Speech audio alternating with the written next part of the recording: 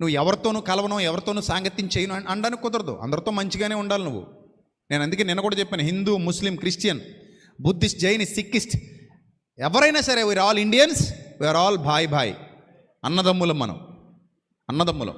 నేను క్రైస్తవుణ్ణి, నా సంఘంలో క్రైస్తవుణ్ణి, బయట కూడా నేను క్రైస్తవుణ్ణే, కానీ బయట నేను భారతీయుణ్ణి, లోపల క్రైస్తవుణ్ణి బయట, కానీ ఇక్కడ నేను పరిపూర్ణంగా క్రైస్తవుణ్ణి. అలాగే ఒక హిందువు దేవాలయంలో హిందువు, బయటకు వచ్చిన తర్వాత భారతీయుడు. ఒక ముస్లిం నమాజ్ చేసుకునేటప్పుడు మసీదులో ఉన్నప్పుడు ముస్లిం, బయటకు వచ్చిన తర్వాత భారతీయుడు.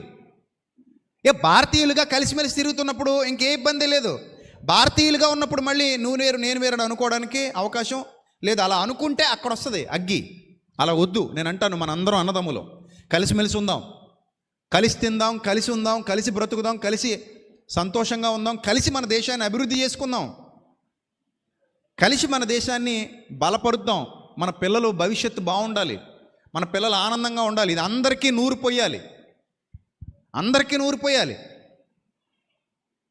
బస్సులు తగలెట్టడం, రైళ్ళు తగలెట్టడం మన ఆస్తిది, మనం ఎందుకు తగలెట్టాలి?